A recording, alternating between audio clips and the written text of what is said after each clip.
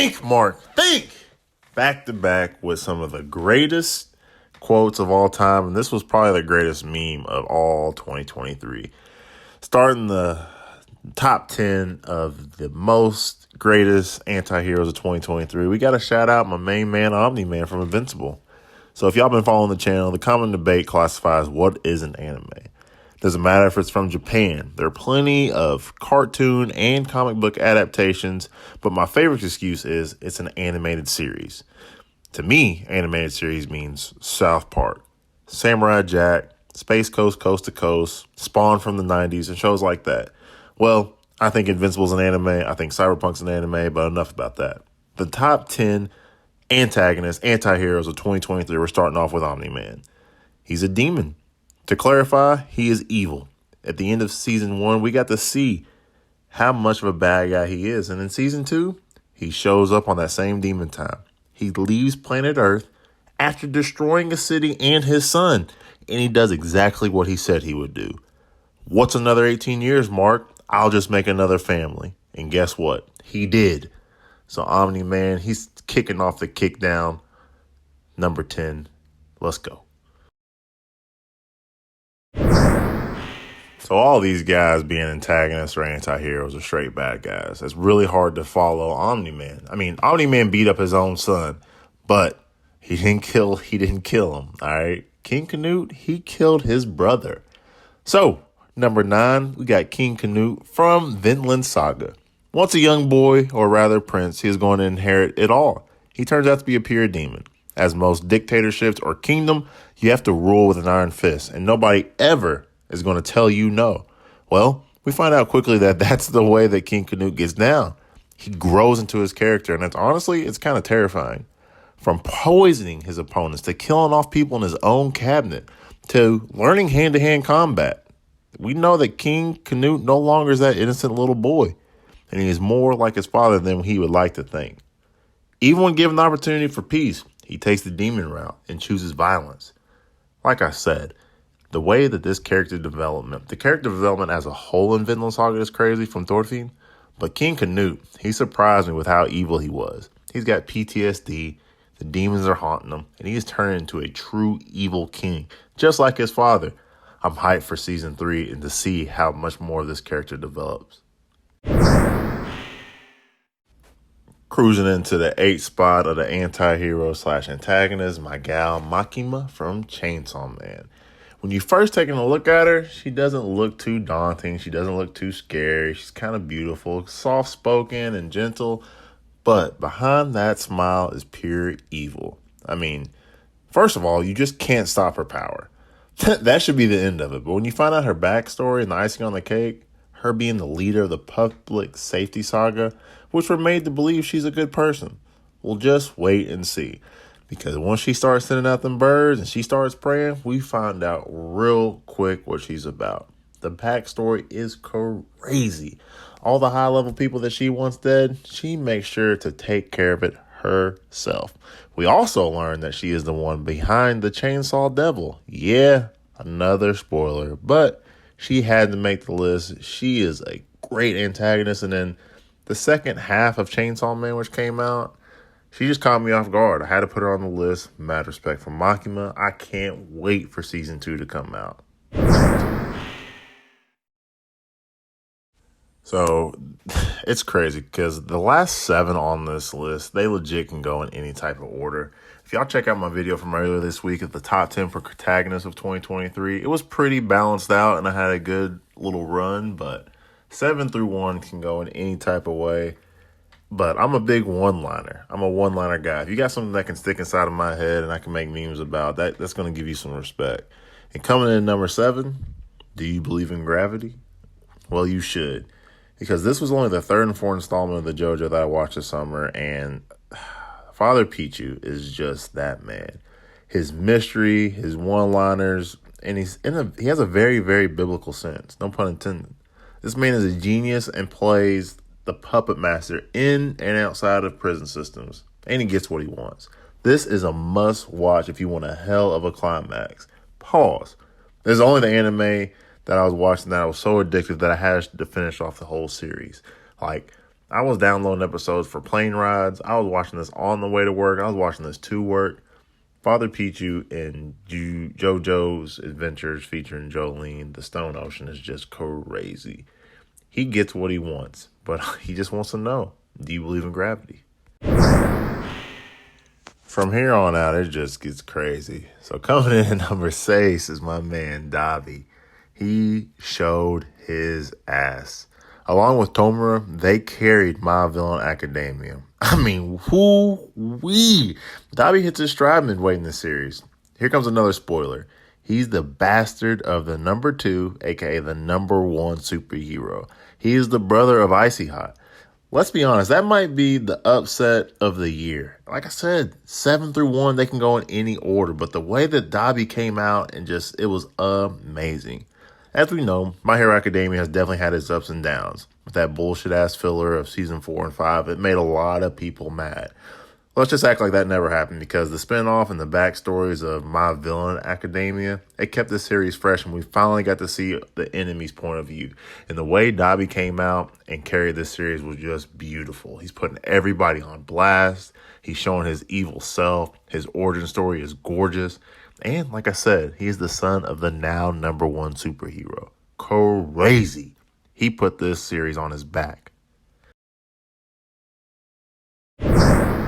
So obviously, this is an elite list. It is very, very hard to get on this list, and everybody's going to have their different interpretations and iterations of what they think is the top 10 anti-hero, antagonists, and protagonists. It's just my opinion. So this man right here that I'm about to bring up is an honorable mention. He can be a protagonist or an antagonist. He can be an anti-hero or a hero, whatever you want. That's that man, Gabimaru from Hell's Paradise. I mean, let's be honest. That man could have a whole entire review just on himself. This character is near and dear to me. He's a good guy and he's a bad guy. He does most things for himself, but if he likes you and he has you on his team, he's going to kill for you. All he wants to do is get back to his gal. Hell's Paradise is a new anime and it's just now getting its feet wet. But it's making a crazy big splash. We did get confirmation that there's a season 2 coming in hot, which is great. I love their spin on the abilities, on the Tensen. It's a new edition. It's a great edition. It's just a fresh breath of air. It's a top 5 anime. And this guy, Gabimaru, he's got to get the honorable mention. Don't forget to like and subscribe. Let's get back to this top 10 list now. In my Drake voice, we had to go back to back off this one. My Hero Academia, aka My Villain Academia, making their name known again in the anime list is Tomura. He carried this arc along with Dabi. He is the embodiment of one for all, and it shows. He's smart, willing to do whatever it takes. And honestly, it's kind of sad because is he being manipulated? We really don't know, but he possesses the villain style of All Might, super plus, and it's just evil. He's a science experiment.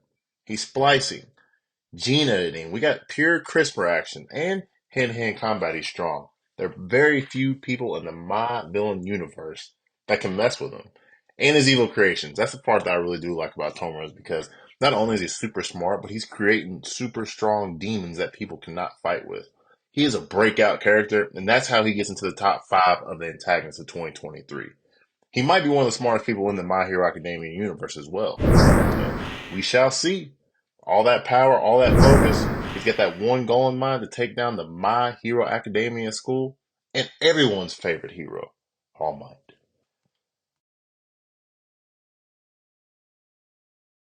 Sliding in behind the Hero Academia comes from them boys over at Netflix.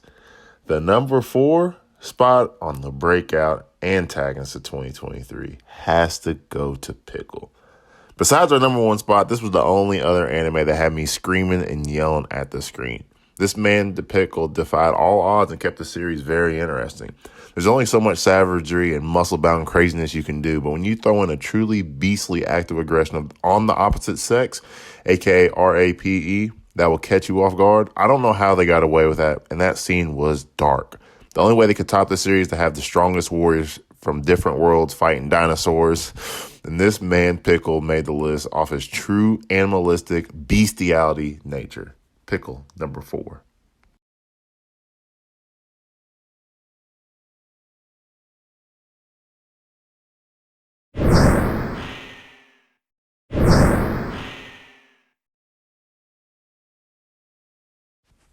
Coming in hot at Número 3, we get a small glimpse of the different tiered demons in Demon Slayer. But Hanogu is him. That was a beautiful animation, and it caught me off guard completely. The sight, the feelings, having 5 different feelings and emotion all tagged at our hearts in Demon Slayer. So for the number 3 breakout, we got to give it to him. We came to love the tier list. Akaza, aka the upper 3, was a true monster, and he showed his crazy power, his wit, and his savagery in just killing folks. But the mystique that Hantanagu has, it definitely showed it, leaving me speechless. He had 5 different emotions. All of them got their starlight. They all got their shine. But at the end, the cowering, whimpering Hanagu running away in the field after he got put down, it definitely left my heart tagging a little bit. So we're going to give him the number 3 spot. Now that we're stumbling to the last 2, that's very, very hard. And any other facet, we give him the number 1 spot. But coming in number 2 is Mahito.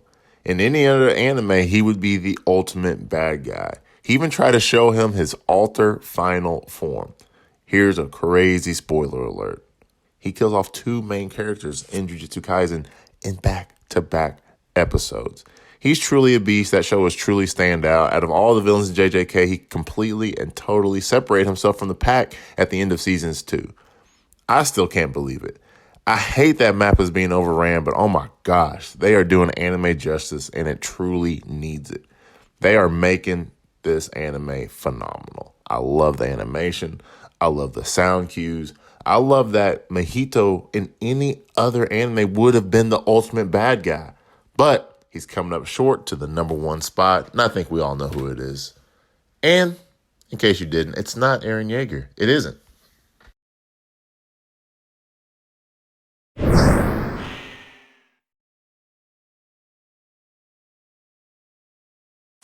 And now for the number 1 spot, the king of kings, the creme de la creme. There's only one way to do it right, and again, it's them boys at Mappa. I hate giving them number 2 and number 1 spot, but Sukuna.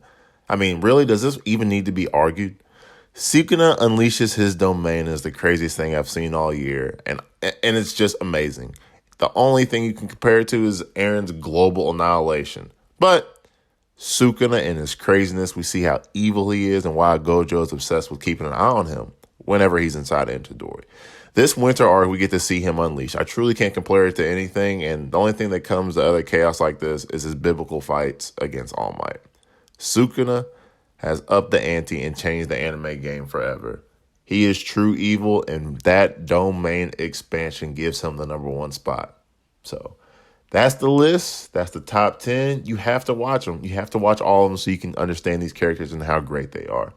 That's the top 10 of 2023. Those are the best ones. Just don't forget to like my shit. Check it out. Like, subscribe. Appreciate all support. More videos coming in 24. Everybody have a safe and happy new year. Holla back at your boy.